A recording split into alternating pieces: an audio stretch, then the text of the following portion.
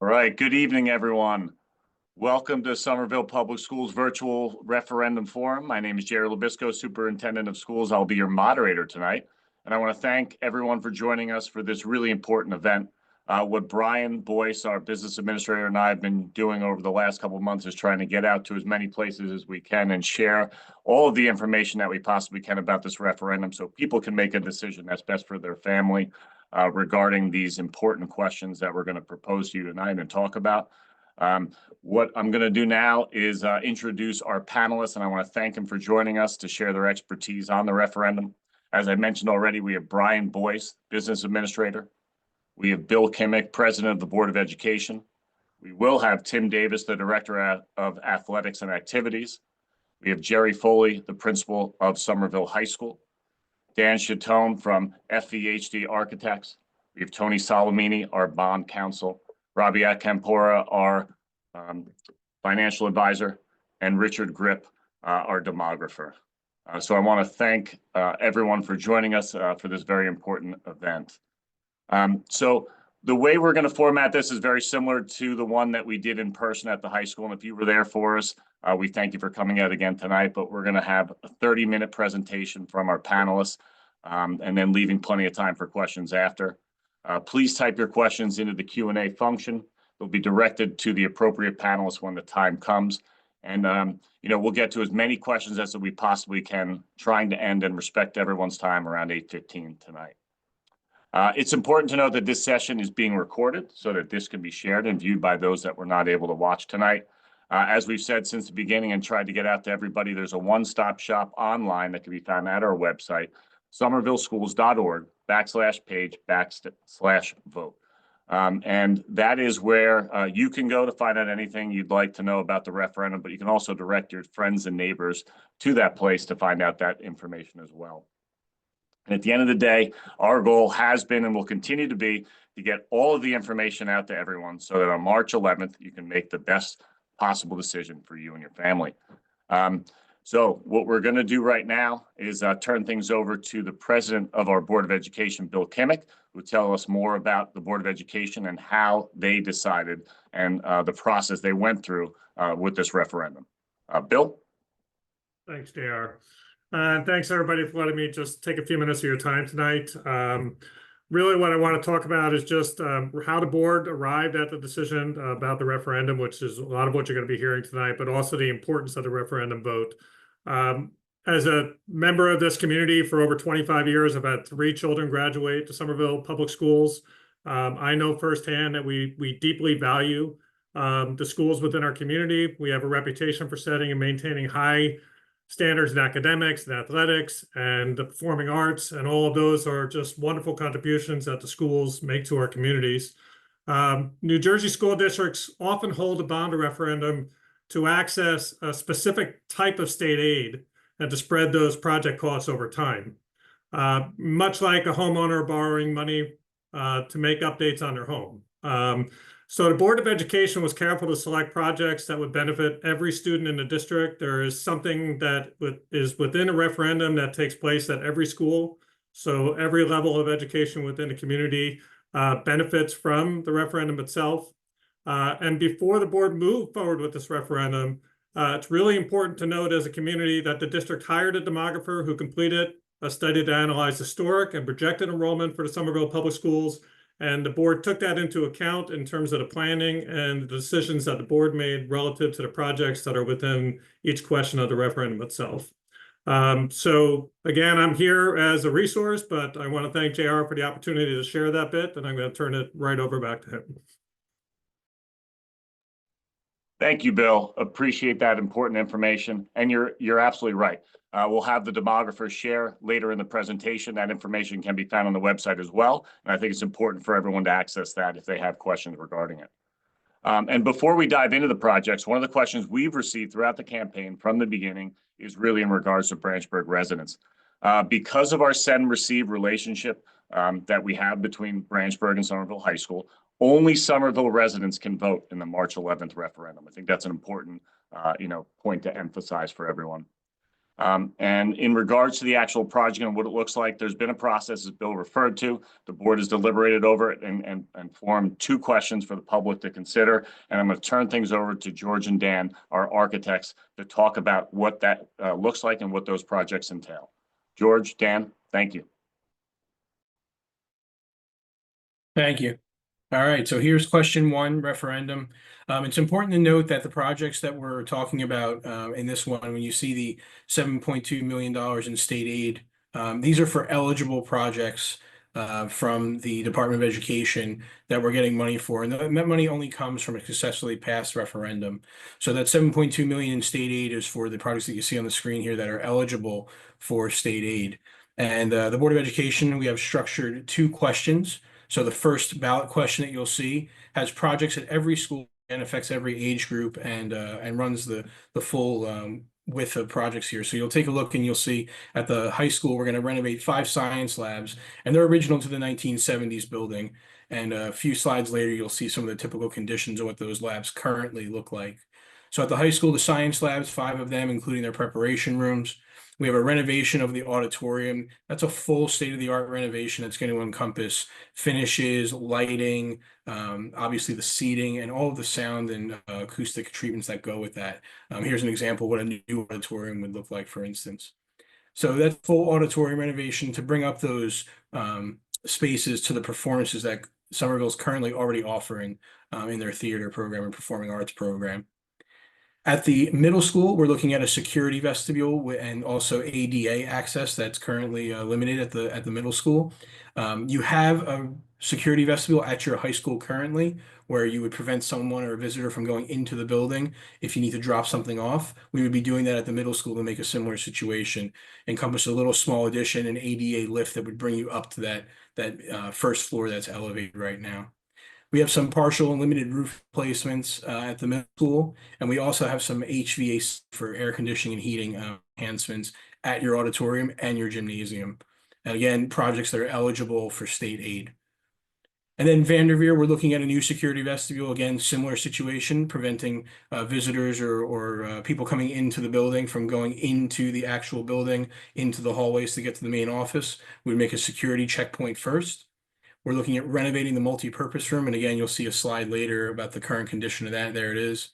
Current condition flooring, the finishes.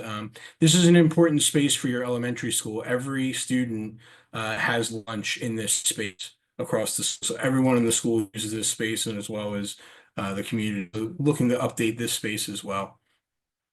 We're also looking at a new steel storage building located outside of the school. You currently have what we call shipping containers or sea boxes used for storage that are right off the parking lot next to playgrounds. We look to make that a little more permanent, and this would also help to support outdoor storage for a new multi-sport synthetic turf field. That's where your baseball fields are now. You have 2 opposing baseball fields. So that's all the projects. There's a picture of that. So those are your 2 baseball fields. In the upper left corner here, you can see a multi-sport overlay on a varsity baseball field. So those are your question 1 projects, again, affecting every school eligible for state aid and affects multiple age groups.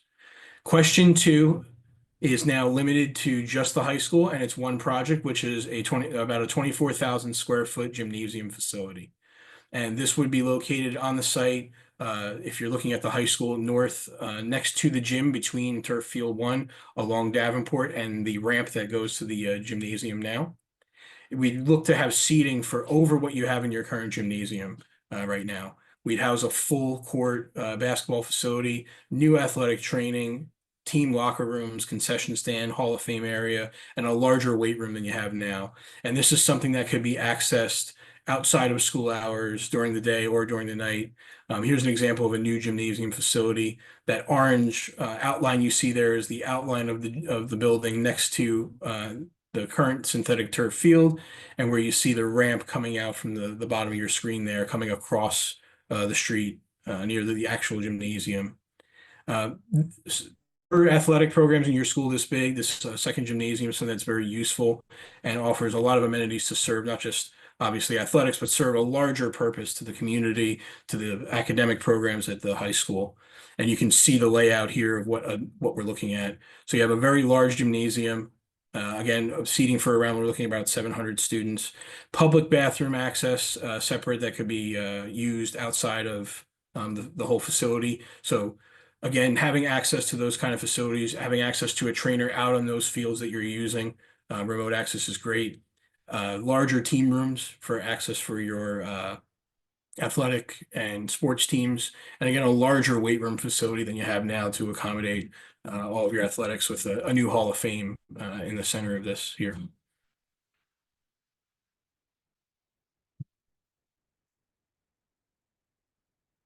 And do we want to show a couple of the slides with some of the examples here? I can walk you through some of that.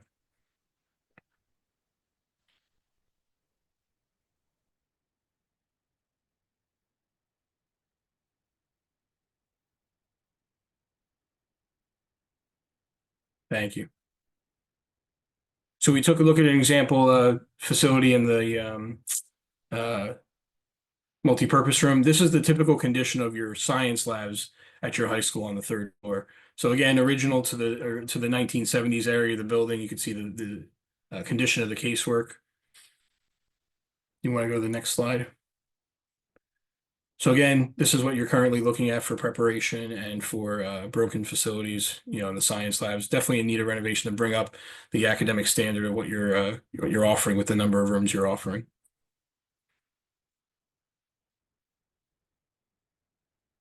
Here's example pictures of your current auditorium. So seating in need of replacement. The old popcorn ceiling and lighting would be replaced with better acoustical and better, not just house lighting for the actual auditorium, but theatrical and performance lighting as well. This is the acoustical treatments on the walls. We would modernize this and have some better acoustical treatments, taking off that old carpet finish and updating all of your acoustical treatments along with it.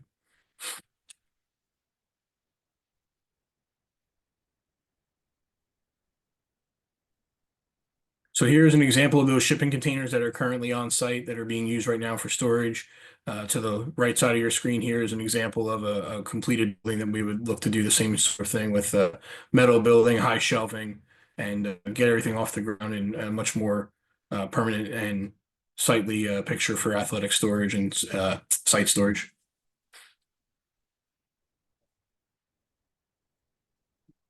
So again, an example of a new gymnasium facility that can be house more students or more spectators rather than you have now in your current facility.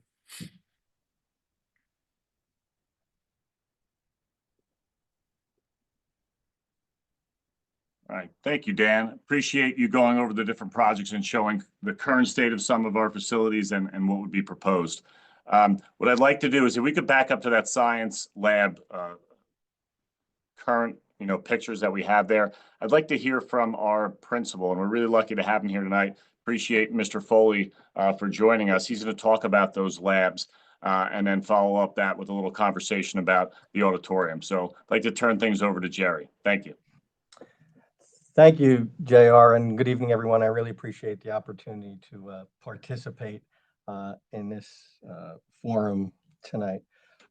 So in terms of our program of studies, overall STEM is a key component within that program here at the high school and in the high school curriculum.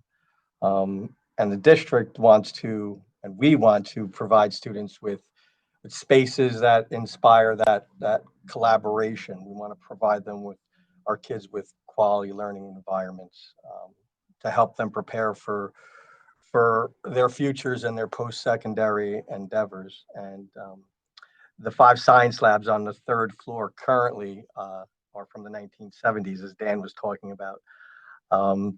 And they would be renovated if this referendum passes. The labs are outdated, as you can see, with much of the same equipment and the fixtures from when they were built originally in the 1970s. Now we've, over the years, since I've been here, we've replaced some of the fixtures and so forth, but they continue to give us problems and do break at times, again, because of how old they are. But both the labs and the adjacent preparation rooms within those labs would get new equipment, they'd get new lighting and new room finishes. And this would allow all of our students to learn in those quality environments that I stated before, and with the latest science equipment as well. And these are primarily your physics and your biology labs here at the school. So, should I like me to go on, Mr. LaBisco? Yes, if you could talk about the auditorium, please, I'd appreciate it. Thank you. Yeah, absolutely. So first of all, our auditorium, while we use it here during the day quite frequently to hold our assemblies, and for other student gatherings, we have classes, theater classes in there and everything. But the auditorium is used for student presentations, it's used for productions, it's used for award ceremonies, as well as community events as well. But again, the auditorium dates back to the 1970s. If you can just take a look at the pictures that you see right now on the screen, and it doesn't reflect, I should say, the caliber of the student performances that we give. An approved referendum would fund new seating, flooring, ceiling, lights, curtains, as well as upgrades to the audio, the visual, and the lighting as well. And this week, as a matter of fact, is our drama production, and our drama production is called All Shook Up. And the production is this Thursday, Friday, and Saturday, March 6th, 7th, and 8th. So if you're a fan of Elvis and you want to come see the show and check out our auditorium as it is now, please come. You're in for a treat with the student performance. I have no doubt that you will love it. You can get tickets on our website. So please come and support the kids as well, and check out the auditorium while you're here. And we do have Showcase of the Arts as well on March the 18th. So that's another performance that you can see. So yeah, that's about it. So, thank you. Thank you, Jerry. Appreciate the insight. It's important for everyone to hear that from you. And really, we hope to see everybody out at our performances this coming weekend. It's a great opportunity to come in and see our students on display.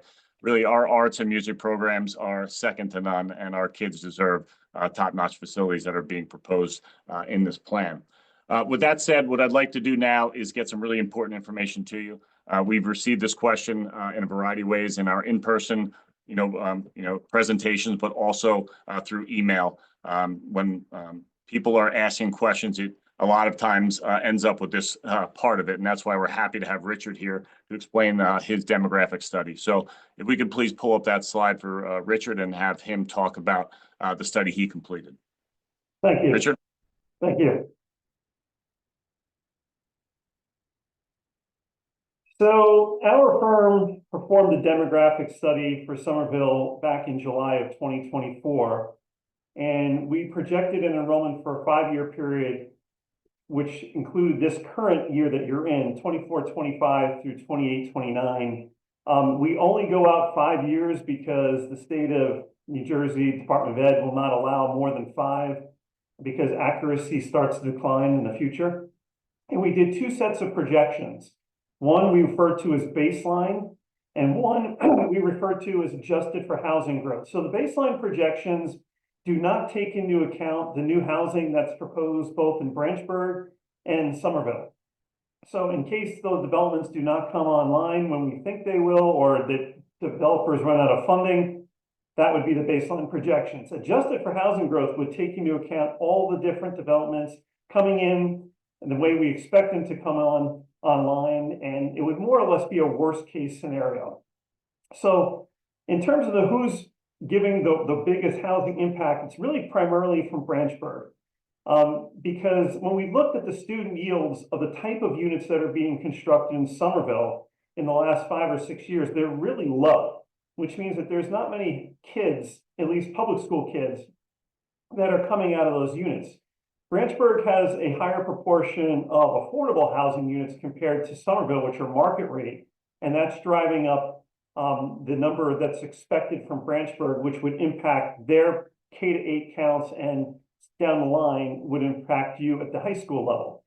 So when we looked at the high school projections, we're expecting them to decline for the next 2 to 3 years before reversing trend. And a lot of it, again, has a lot to do with the increase in enrollments projected at Branchburg.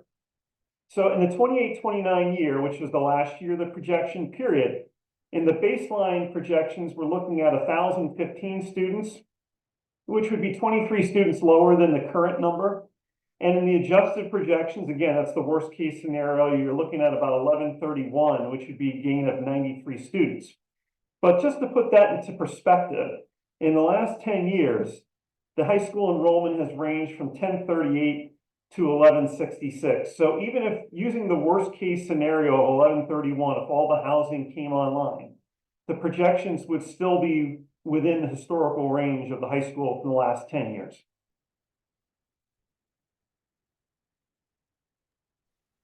Thank you, Richard. Really appreciate that insight. I think it's important for people to hear that from you so that they understand really the depth of the study that went into this, so that people can also understand what our Board of Education used to make these difficult decisions. So with that said, I think it's important for us now to shift to the other most popular question that we received throughout all our presentations and through email, and that's regarding the financials of this, because this is an important part of it. And as I said, we want everyone to have the information to make the best possible decision they can for them and their families. And with that said, I'm going to turn things over to Brian, Robbie, and Tony to kind of go over some of the finances. Brian? Thank you, JR.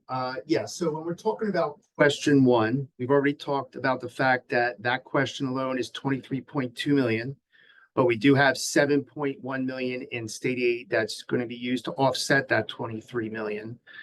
The result in the property taxes for the passing of question one only, as it's written on the slide, says a net tax decrease if question one passes of $12 per month. And I'm going to explain how that can be. But it's important for people to understand that that calculation is based on an assessed value home, an average assessed value home in Somerville of $275,734. And we're going to talk a little bit later about the difference between assessed value and market value. But it's just important for people to keep that in mind of how that it's an assessed value home. How can we pass a $23.2 million referendum and have a tax decrease despite a state aid contribution of $7 million? Well, that's where the debt that we currently have in place for two previous referendums, the referendum in 1998 and a referendum for 2004, those debt service payments are dropping off. Okay, we have the larger chunk of that dropping off after this fiscal year and a smaller piece dropping off in 2029. But when that $425 drops off, people, if there was no referendum, would save $35 a month. We've gotten that question before, so I wanted to make sure I pointed that out. If no referendum question passes, people, for that portion of their school tax bill, and just let me stop for a second and talk about the school tax bill. People's property taxes are made up of municipal, school, and county. So the school tax portion of the property tax bill itself is made up of two sections, an operating fund tax levy and a debt service fund tax levy. So what we're talking about tonight is the debt service tax levy portion of the school tax bill. That portion for an average assessed home of $275,734 is $425 for that taxpayer. So that $425 is going to drop off. And if question one passes alone, that would be replaced with a $277 tax levy that would replace the $425. So people would still experience a decrease in that portion of their school tax bill from $425 to $277, again, for an average assessed home. The difference between that is $148, and that divided by 12 gives you the $12 decrease per month. So when we're talking about now the next scenario, which is if question one and two pass, and keep in mind, question two can only pass if question one passes. So in the scenario of question one and two passing, again, question two is 20.8 million. And that has 160,000 towards that particular question, less, but we still did manage to get some state aid for that, for the question 2. But if question 1 and 2 pass, that would be a net tax increase of $14 a month, again, for an average assessed home in town. And the way that's calculated is that $425 I mentioned earlier, that's in place for current debt service, will be replaced when that 425 falls off by $593. So the 593 minus the 425 gives you 168, and that divided by 12 gives you $14. So that's how the two the net tax decrease and increase amounts are calculated. There's one other question I want to address in anticipation of it coming up, and it has to do with Branchburg. And JR mentioned in the beginning that Branchburg voters don't vote on a Somerville referendum. That's just the state law that we're living with there. But how there is a portion of this referendum that would be passed along to Branchburg taxpayers. It would be via the tuition agreement in place between the two districts. There's a send receive district. So that tuition would be impacted and increased for the Branchburg school district for the interest related to Somerville high school items. So again, only the interest on Somerville high school items, a portion of that interest would be passed along to Branchburg taxpayers through the tuition agreement. So what amount is that?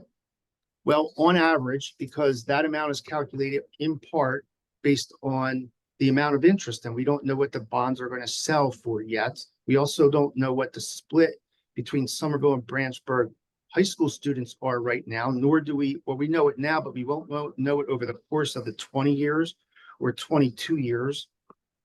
20 years of question 1 passes, 22 of question 1 and 2 pass. But using a certain reasonable assumptions, we would look at approximately $115,000 on average over the 20-year length if question 1 passes per year, tuition increase to Branchburg. And then if question 1 and 2 pass, it would be on average over the 22 years, $350,000 increase in tuition through the tuition agreement.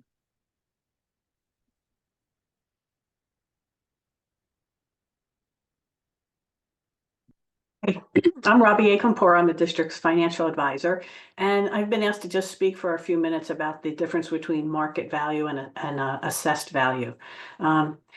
As Brian mentioned, the tax impact is based on the average assessed value of a home. And that's the way that in New Jersey, we have to calculate the tax impact based on the assessed value of a home.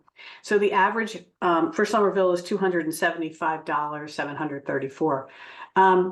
$275,734. Most everybody there is probably listening is going to say my home is worth a lot more than that, and it probably is, because the market value is always a lot more than the assessed value. So it's important to note, though, that taxes are based on the assessed value, and this chart shows, for example, a home with an assessed value of $415,800 probably has a market value of about $900,000. So it's important to note the taxes are based on the assessed value only. The market value you can get if you put your house on the market, but that's not what you're paying your taxes based on the market value. So it's important to note that the calculation is just on the assessed value, and your market value is something different. And in the case of Somerville, the market values are a lot higher than the assessed values. Be happy to answer any questions that come up. Thanks, Robbie. I'm Tony Solomini. I'm the district's bond attorney from Mullens, Goldman, and Spitzer. One thing that was very important that Dan started to speak about tonight is that state aid available to the school district. That state aid, just to reiterate, is only available if this referendum passes. And that's why if you pay attention to any of your other local school districts or school districts throughout the state of New Jersey, you'll realize over the last couple of years especially, there's been a lot of referendum. And there's really a couple of reasons for that. One of them is that districts cannot afford to fix their buildings within their operating budget. And two, the only way to get state aid is to do a referendum and to issue debt. So that's really important to just keep in mind during this referendum. One safeguard that's put in place, these tax impact analysis that Brian spoke about, that Robbie prepared, are based on estimates. We will actually go out and competitively sell the bonds, and the school district is required to award to the lowest bidder. So that means the lowest interest rate is what's going to be awarded. So the district will do everything in its power to go out to market the bonds, assuming we have a successful referendum, to get the lowest cost of funds. And hopefully the tax impacts that are being shared with you this evening and throughout this process are conservative, and hopefully they will come in even less. Another safeguard that's put in place where, as individuals, if you've done a project at your home, you know that a construction project always comes in more than you expect it to. Well, not in public construction and not with a school bond referendum. The district is not allowed to spend 1 cent more than you authorize by the voters, assuming that we have a successful referendum. So that should provide anyone out there comfort that's worrying about, well, what happens if something happens and the project comes in higher? The project cannot come in higher because the district's not allowed to spend 1 cent more than is authorized by the voters. Your school district has done a really good job of budgeting and being fiscally responsible. And I think it's important that Brian kind of walks you through the history of kind of the finance of your district at this point. Thank you, Tony. Yeah, this slide is intended to show people the amount that we're investing in capital projects in our annual school budgets. And it's important that we do that on an annual basis and to a large degree, because when we do that, we don't let buildings slowly decline over time, and staff and students live with what goes along with slowly declining conditions of buildings. So we don't want that to happen.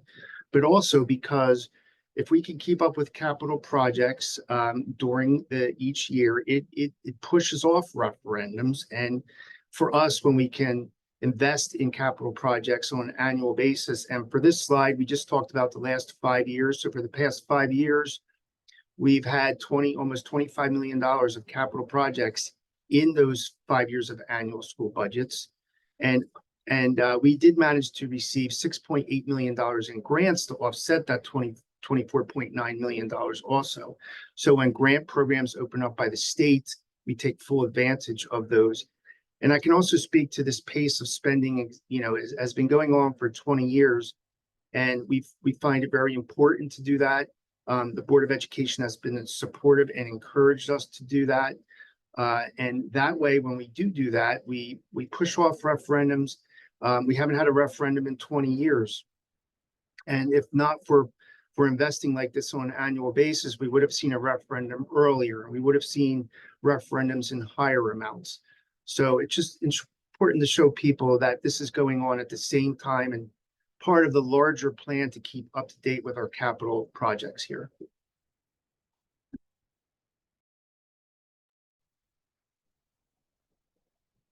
Thank you, Brian. Appreciate that insight. And thank you everyone for the finances there. I think those are important things for people to know when they have to make decisions like this. So first of all, thank you everyone for your thorough explanations. This ends the presentation portion of our forum tonight. As a reminder, we're recording this forum, so this information can be shared with anybody in your life that is unable to join us tonight. You can just tell them that link can be posted on our bond referendum website, and they can access it there at any time. If you have not already entered a question or sent it ahead of time, you can still do so now. That is found in the Q&A function on Zoom there. So with all that said, there are some questions that came in, and I'd like to read those off and then ask our panelists to help us answer them so that all your questions can be answered here tonight.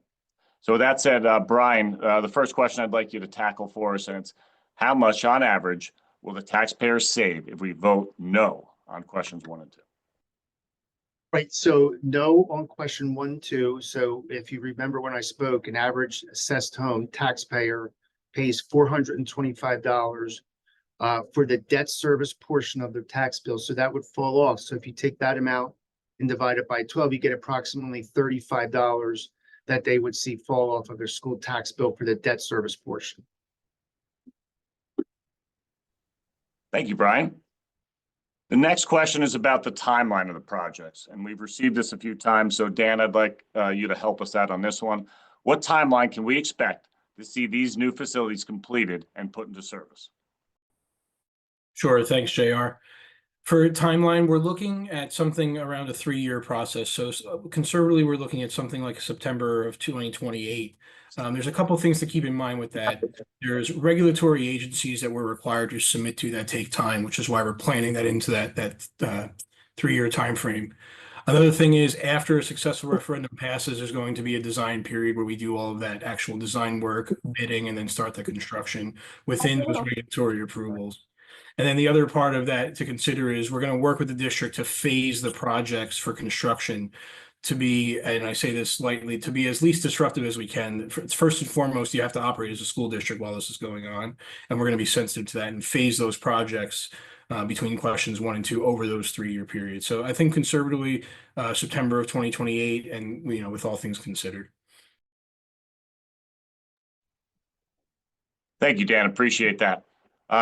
Robbie, if you could tackle this next question for us.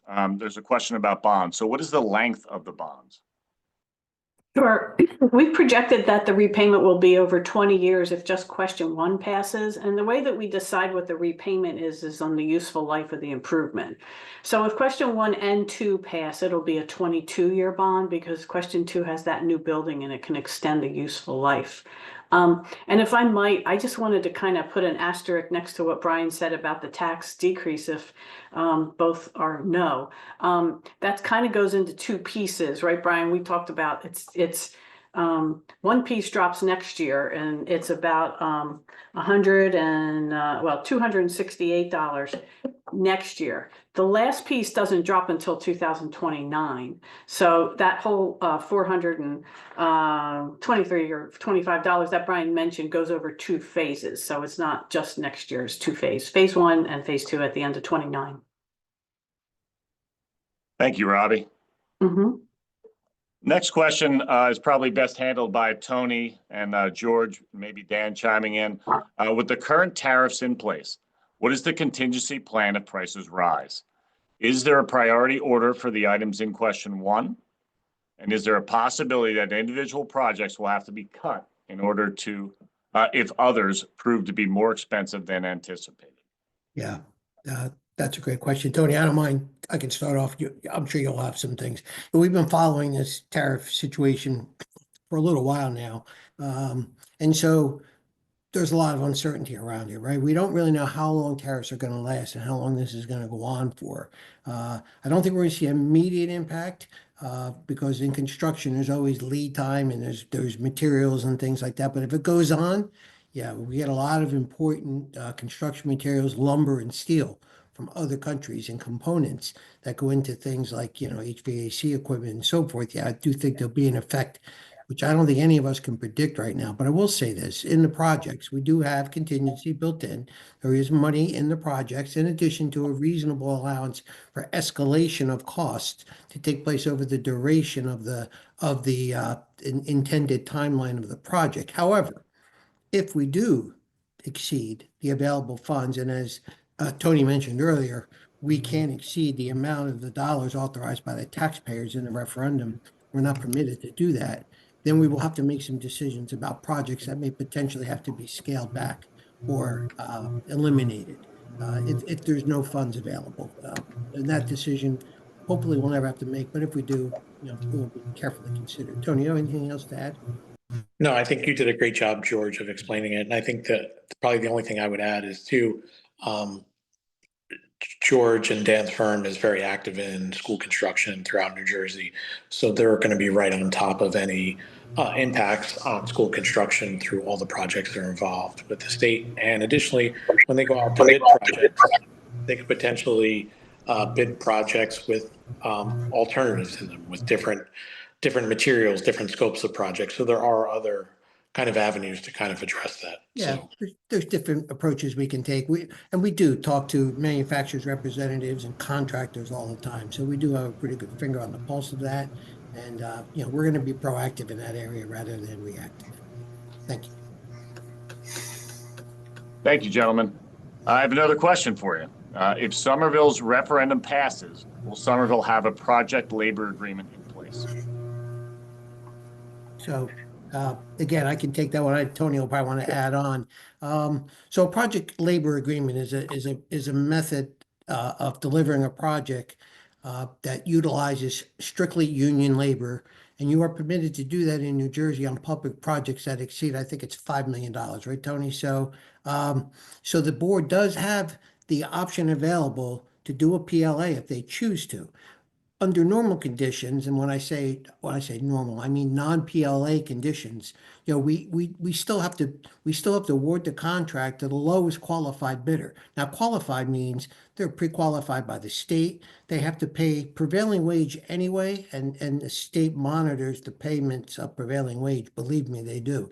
And so, the question is going to be whether the school district, and it's a decision they have to make. We don't make that decision to use strictly union labor, and that has certain pros and cons to it depending on your point of view. So that's certainly something that could be discussed with the board. There will likely be a cost impact to the project associated with using a PLA, but again, that's a discussion we could have later on as we get ready to bid those projects. Tony, you have something for that?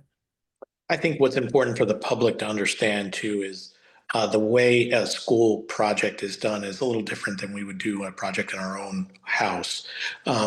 George and Dan and their team have not fully developed plans or specifications for the project yet. They've just done 20% schematics in order to get DOE approval because it would be irresponsible for the board to pay the full design fees and the full development fees upfront, and then you have a referendum that doesn't pass. So I think those decisions, along with final designs and such, will be made in connection with conversations with the administration and the board when and if there is a successful referendum.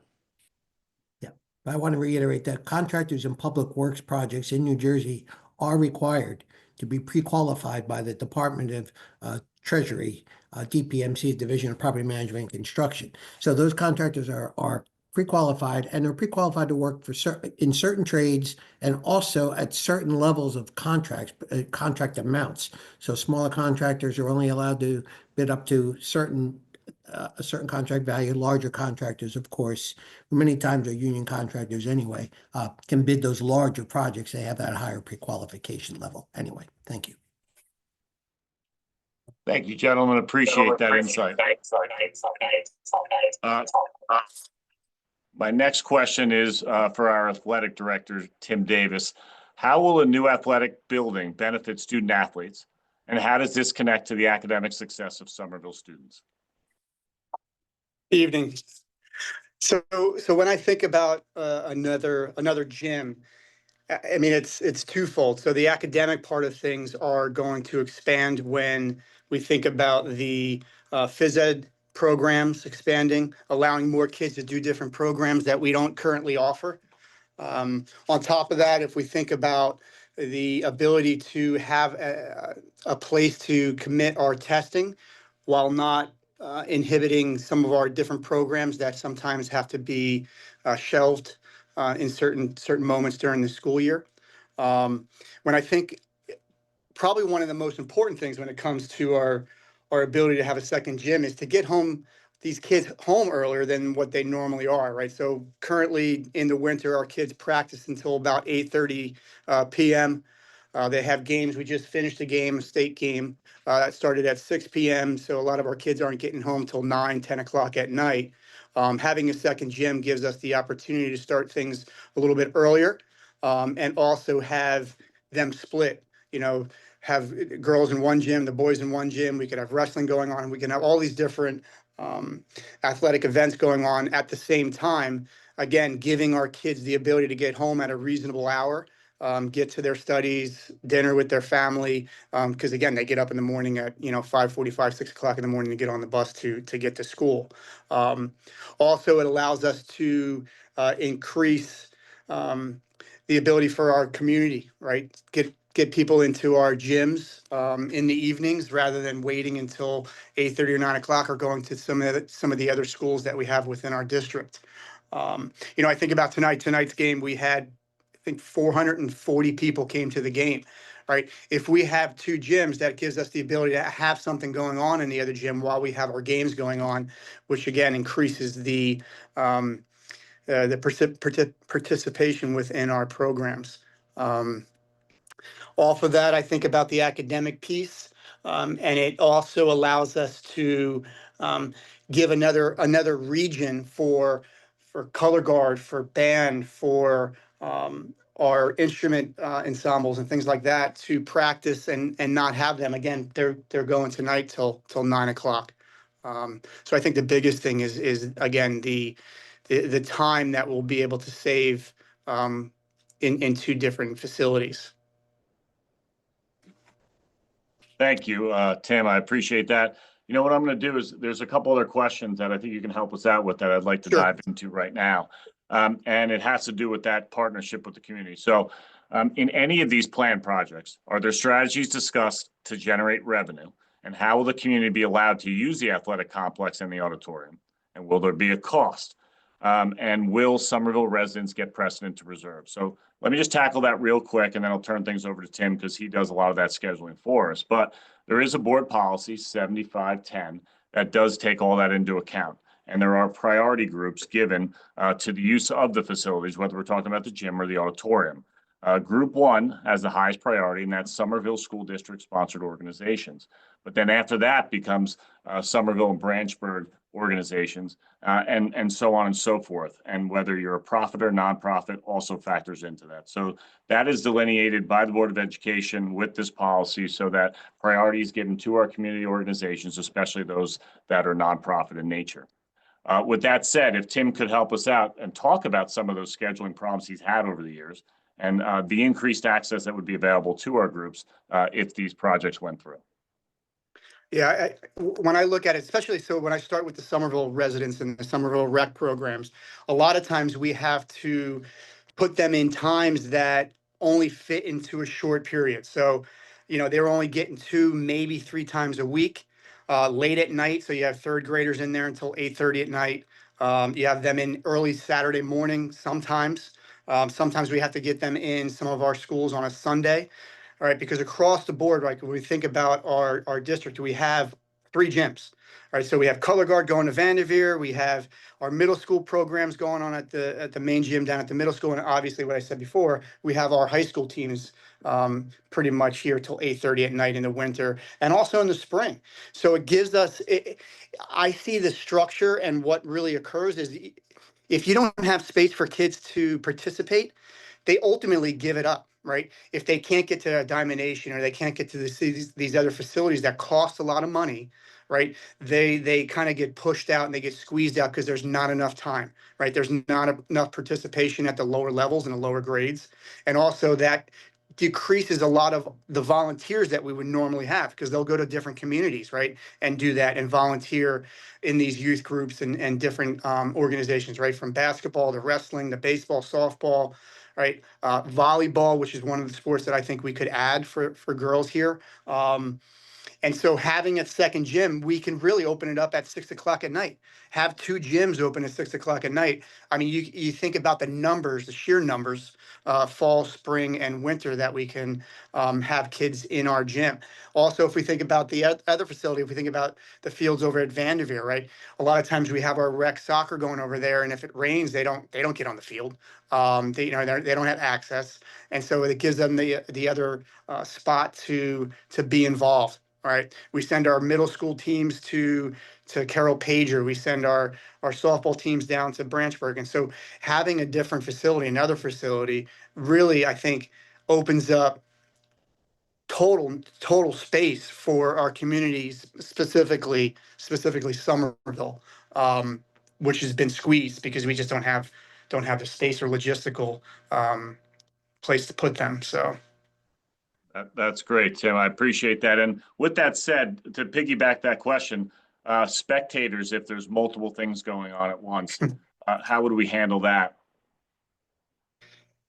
So spectators, when we think of having two things going on in both gyms, right, you'd be able to, basically you could have wrestling going on in one gym and basketball going on in the other, which if we think about a lot of times our wrestling has an issue on, say, a Wednesday night where we have to get them in here somewhat early, and then we kick out the basketball team so they don't have space to practice. If we have two gyms, we can have them going on simultaneously. All right. Which then again opens up I think the atmosphere, all right, for the different communities that come to our events. All right. Again, we just had a state game and we had literally over 400 people. And at the same time, we could have something going on in the other gym, which again gives us the ability across this, little thoroughfare here, to have them go in there without even coming into the high school, which I think is a bonus. Great. Would parking be a problem, or are we able to accommodate multiple games? Yeah, because we have the main lot, right? We have this side lot here. We have the lot over at the field house. You can park along the street. And I think about, like, especially in the evening, right? You're not going to get so many that you're not going to be able to fit them all, right? If you have 400 people, right? Think about our football games. Yes, we have a lot of people coming to our football games, but we still have the space. We still have I believe the parking spaces to allow that, especially when you have back over here off of Orchard, you have that whole road right there which people park on, without tying up traffic, especially when we have assistance from the Somerville Police Department when it comes to that traffic. Great. And adding one more indoor facility, how would that change the dynamics of your scheduling? That would greatly improve it, right? Yeah, I mean, it would. Listen, we have to cancel things all the time, right? We have to cancel things just because we have so many events going on in one gym, right? Especially if you think about some of our teams making it further into the tournament, right? Color Guard was going to be in there tonight, but they can't be in there because we had a game. So, it opens up so many variables that we don't really even see. And again, it still allows us to give time to our community, our rec department and things like that. So, the hours are limited as Sure. you know, so. No, that's great. Dan, in terms of down at Vanderveer, if we were to put the turf field in, what about bathrooms? How do you handle that generally when you go with these projects, or how's that handled generally with projects like that? So for something like this at Vanderveer, for this kind of multi-sport field, we'd be looking at an event and case by case basis, right? So depending on the amount of people and the type of event you have, you can look at options of using the facilities in the building that are there nearby, or having a temporary facilities on other events, depending. And there's obviously room on site for that right now, but you have to take a look at it case by case and event by event, especially with a multi-sport field like this. Great, thank you. I have some financial questions. So Tony, Rob, if you could help me out here. The first one would be, how do we know this money is going to be used appropriately for the projects outlined in the proposal? I know you've touched on this a little bit, but maybe a little specific to this.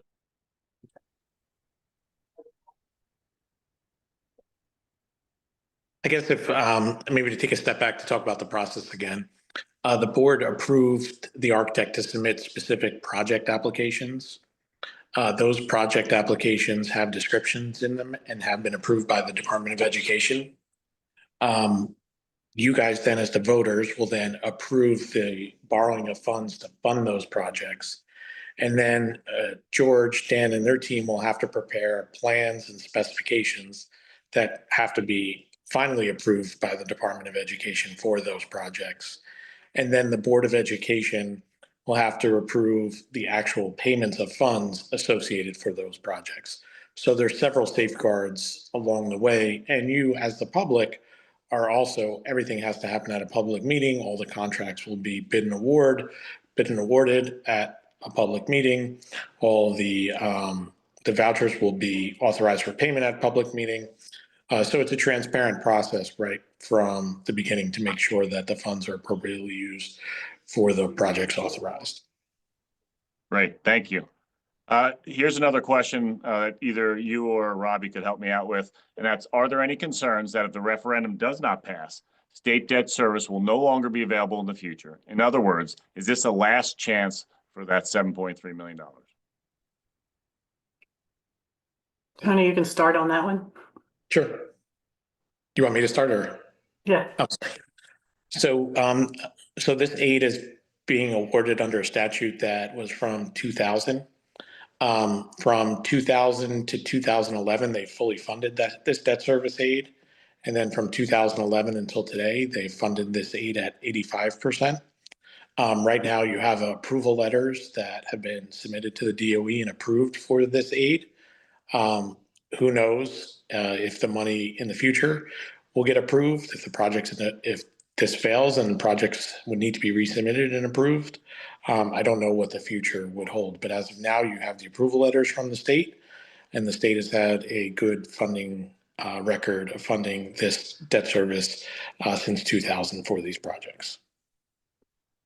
Yeah, I think the only thing that I would add to that is that when things were bad after the financial crisis, there was a period of time where these projects were not approved for a number of years. Then the state caught up and did start approving them again. So I think, there's no guarantee in the future, but you do have those letters in hand now for this referendum. So I think that's all that can be guaranteed at this point. Yeah. No, that's a great point. It is unpredictable when you talk about finances in general from state. I think that's helpful for people to understand. And Robbie, while we're talking about finances, how do the monthly tax numbers of either a $12 decrease or a $14 increase scale up or down when the assessed value of a home goes up or down? So the tax impact is based on the total assessed value of the town. And the total assessed value of the town this year is about $1.1 billion. So if that goes up, then the total gets spread out amongst more taxpayers, really. So it could decrease. If the assessed value goes down and we still have to raise the same amount, it could go up slightly per homeowner. However, that hasn't happened in a long time. Assessed values continue to go up. Again, difference between assessed value and market value, but the assessed values do continue to increase. So hopefully that helps. Thank you. And just a reminder to everyone, we have about 15 minutes remaining, couple questions left unanswered. We're going to try to get to all of them right now. And with that said, Brian, I have another financial question for you. And will there be a $35 per month savings, as I assume that in years going forward, that the board will increase the operating budget to finance upgrades? Yeah. When I spoke earlier, I tried to be very deliberate about this because it is important for people to understand when we're talking about tax impact here, we're talking about the debt service portion of the school tax bill. I said earlier there was a operating tax levy portion of your school tax bill and a debt service levy portion of your tax bill. So will the operating budget levy go up in the future? It's likely. It's likely. Unfortunately, although we do the best we can to minimize that increase, it's likely that we will see an increase in our operating budget tax levy. But for the purposes of this conversation and talking about the referendum and what the referendum will do to your taxes, we focused on the debt service portion of your levy, which is what we discussed. But yes, we will likely see increases to the operating budget tax levy as time goes on. Thank you, Brian. Tim, I might need a little help on this next one. This is involving turf. So is there any consideration of moving away from turf fields in question one? And does the ease of maintenance override the risk of physical harm? So with turf, the priority put there is really reflecting the field and the problems that they've had with drainage there. Grass fields are susceptible to pivots and dips and falls and twisted ankles, and turf provides a more even surface. So unlike grass, turf's not rendered unusable after it rains. Mud and slippery grass from a poorly drained field can increase the likelihood of falls. And basically what you have with turf is the ability to use it all the time, every day, all day long. There's also, there's risk on both turf and grass for people falling. And for the point of consistency, you have that with turf. It's tough to really make a comparison between them because the ground's hardness can fluctuate with temperature and moisture, but overall, those are some of the benefits and why it was prioritized because of the drainage issues that exist in that field. And part of what made this such an attractive, part of the project is that, the drainage and the engineering that goes with the turf really became eligible as a result of it being included and why it was included in question one. Tim, is there anything else about turf that you might want to help out with on this one?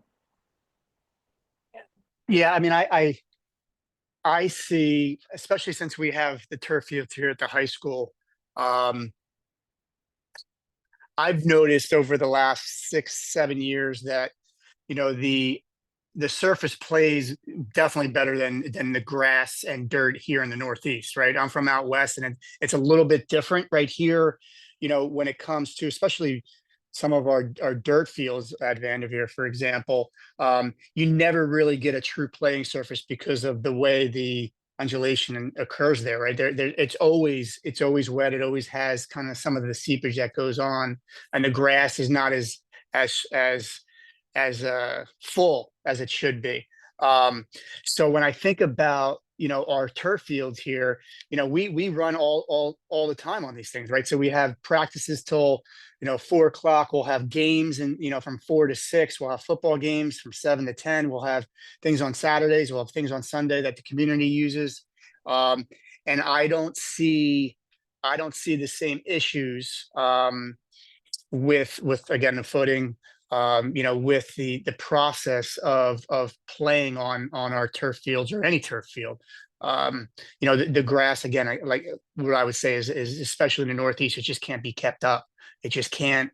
It doesn't have the same climate that you would have down south and out west, or does it have the same irrigation systems that we sometimes would see in different areas? I mean, you can't do it. It's virtually impossible. And Diamond Nation doesn't make all the money in the world just because they have turf. They've cornered the market because everybody wants to play there, and they play there all year long.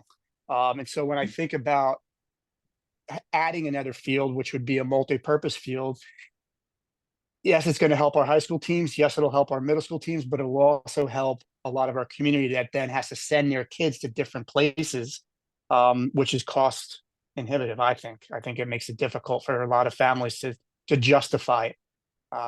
So that's what I would kind of say towards that.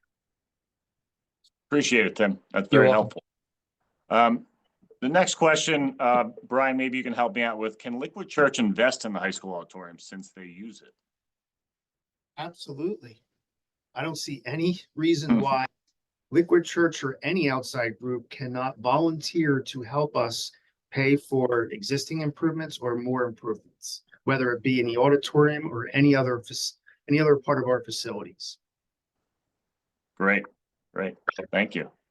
The next one's involving the equipment that would go into the auditorium. So George, Dan, maybe you can help us out with this.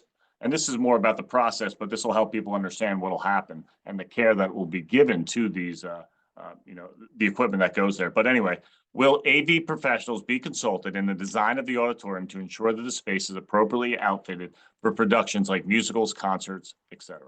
Yeah, that's a great question. We've done many high school auditorium renovations. We do hire sub-consultants who help us with designing state-of-the-art lighting and theatrical audio-visual systems, okay? So we will have sub-consultants working with us every step of the way. We also will have an acoustical consultant who will help us model that space. And of course, they will work also with the audio specialist to help design that system. You will have a state-of-the-art performing arts venue like our other theaters. Thank you. Appreciate that. And I think that's important for everyone to understand that, again, these are rough designs that have been discussed and sketched out, but the nitty gritty, when we dive into it, that still has to happen, and we'll use the professionals for that. So that auditorium was designed with those sub-consultants. Yes. Absolutely. Brian, what is the approximate yearly operating cost for the new gym proposed? I mean, that's a hard thing to quantify at this point, being that we don't have the building in place yet. But the operating cost I see coming into play is utilities. So you have gas, electric, and water. And we will have some cost for custodians to clean that, or custodian.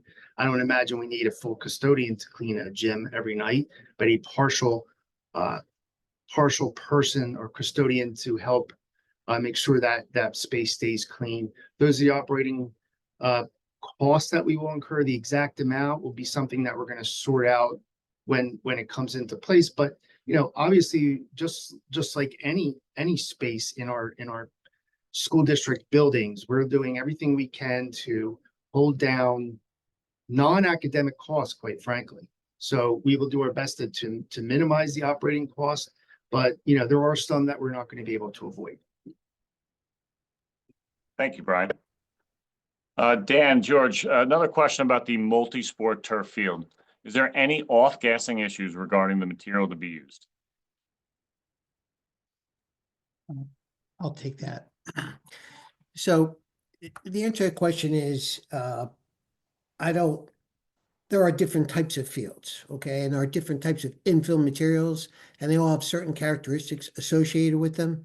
And one of the things with a turf field, of course, is, the hotter it gets, that surface becomes hot. So we want to answer the question specifically, I think it would depend upon the turf system that's being used, and we would have to investigate each one to see what the characteristics are, depending on, again, the infill and the actual turf fabric used. And that's really the best way I can answer that question right now, because there's just too many variations in the types of fields. And there are certain components in there that are both natural and man-made. So each one of those components has its own characteristics. But that's something we can certainly explore during the design stage. And we'll have those turf experts come in and answer all of those questions and put everybody's mind at ease. We can do that separately later on once we pass this referendum. Appreciate that insight. So before we wrap things up, please, if you have any more questions, now would be the time to put them into Q&A. If you think of something after this evening, this forum ends, you can always go to the website and email us those questions there, and we'll get back to you as soon as possible. So we'll give it another minute before wrapping things up.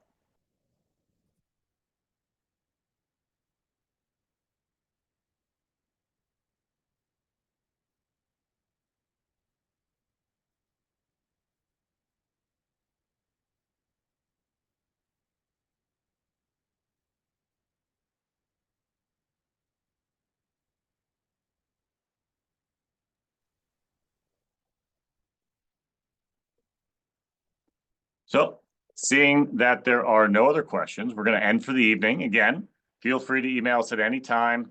We can answer those questions to you as quickly as possible.